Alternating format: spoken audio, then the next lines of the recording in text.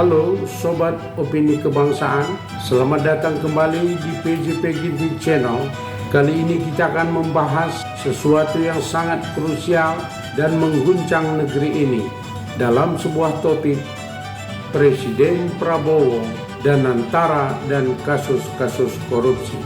Apakah Danantara hanya strategi bisnis biasa atau ada kepentingan politik dan potensi korupsi di dalamnya? Benarkah Prabowo akan menuntaskan kasus-kasus korupsi yang selama ini merugikan negara triliunan rupiah atau justru hanya omon-omon belaka? Mari kita bahas bersama.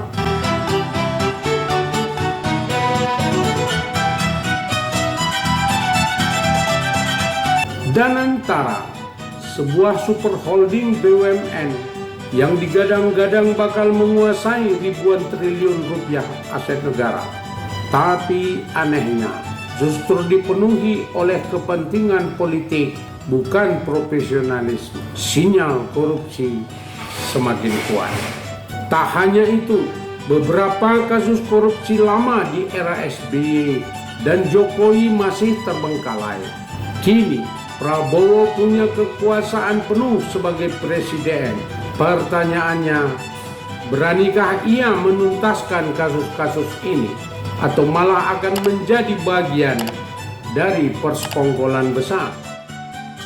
Saudara, sejak reformasi kita telah memiliki 5 presiden: Abdurrahman Wahid, Megawati Soekarno Putri, Susilo Bambang Yudhoyono, Joko Widodo, dan kini Prabowo Subianto. 3 presiden yang terakhir berkaitan erat dengan Megawati Soekarno Putri. Ketiganya menjadi presiden berproses melalui Megawati, dan secara politik ketiganya dipersepsikan mengkhianati Megawati. Megawati yang membuat undang-undang KPK, Megawati yang membuat undang-undang TNI memisahkan dengan Polri. Ketiga presiden tersebut yang melemahkan KPK. Ketiga presiden itu yang mengobrak-abrik TNI dan Polri.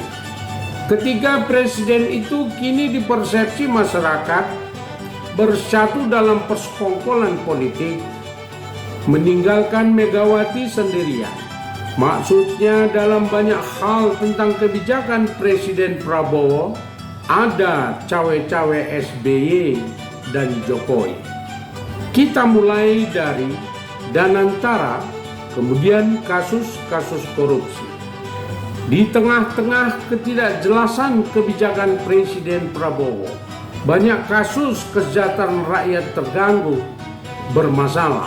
Prabowo mengumumkan ke publik akan membentuk satu super holding yang menyatukan BUMN besar seperti Pertamina, Telkom, PLN, Bank Mandiri, Bank BRI, dan Bank BNI.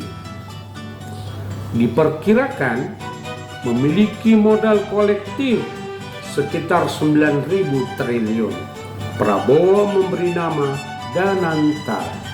Di sini, menurut analisis para pengamat, terjadi persekongkolan SBY, Jokowi, dan Prabowo, baik dalam menggolkan peraturan perundang-undangan, pembentukan struktur organisasi, penempatan direksi, pengawas, dan penasehat. Faktanya memang setelah beredar kemana super holding ini akan dibawa dan siapa saja yang mengoperasikan, persepsi atas keterlibatan ketiga presiden itu menjadi semakin nyata. Danantara ditengarai penuh dengan permainan politik tingkat tinggi untuk kepentingan politik tertentu dalam jangka pendek, menengah, dan panjang.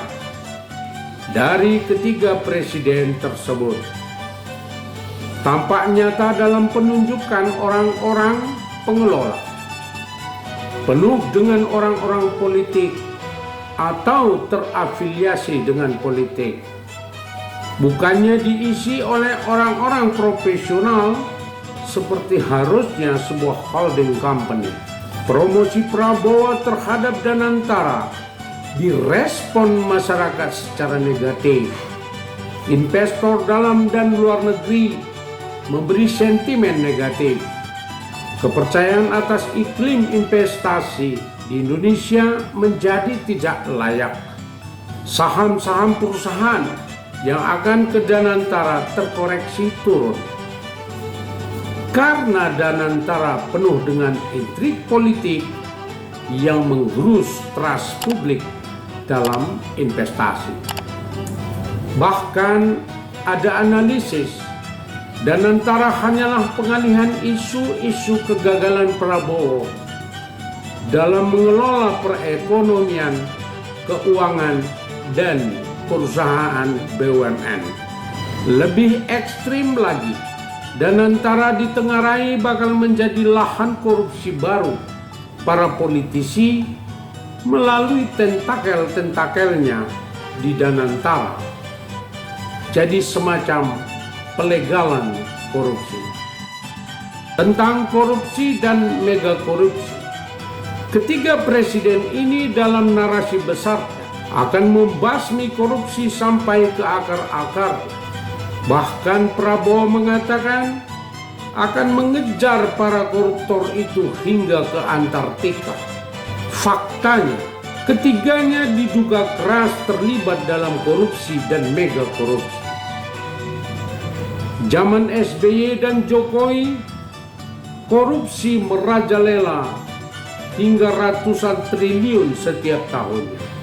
Prabowo di masa Jokowi adalah Menteri Pertahanan yang penuh aroma korupsi di alutsista, pesawat bekas, kapal bekas, dan food stamp.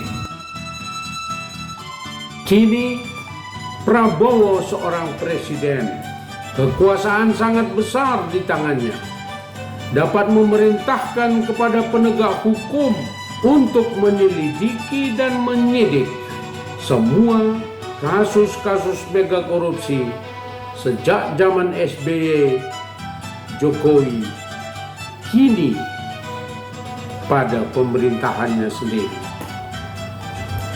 Masih banyak kasus-kasus korupsi yang hilang begitu saja, yang merugikan keuangan negara ribuan triliun. Disinyalir setiap mega proyek pemerintah dalam segala sektor mengandung peluang korupsi. Proyek-proyek pemerintah yang mangkrak karena kasus korupsi. Menuju 4 bulan Presiden Prabowo, telah muncul beberapa kasus korupsi dari zaman Jokowi, antara lain PIK 2, pagar bambu laut di Tangerang, kasus Rempang, dan terkini adalah kasus Pertamina. Mana kasus Blok Medan di Maluku, kasus jet pribadi, kasus jalan tol, kasus bandara, kasus ekspor gelap nikel, kasus minyak sawit, kasus Keminfo. Mana kasus-kasus zaman SBY yang terhenti begitu saja. Begitupun untuk Prabowo, akan menghadapi Danantara dan makan bergizi gratis yang disinyalir akan penuh dengan korupsi. Benarkah Prabowo berani menuntaskan kasus-kasus korupsi dan mega korupsi ini? Atau Prabowo hanya omon-omon saja terhadap korupsi? Apa yang kita bahas hari ini bukan sekedar isu politik biasa, tetapi menyangkut nasib bangsa kita.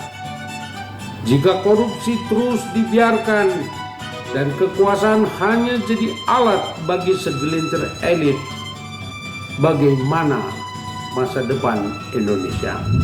Kami ingin mendengar pendapat Anda.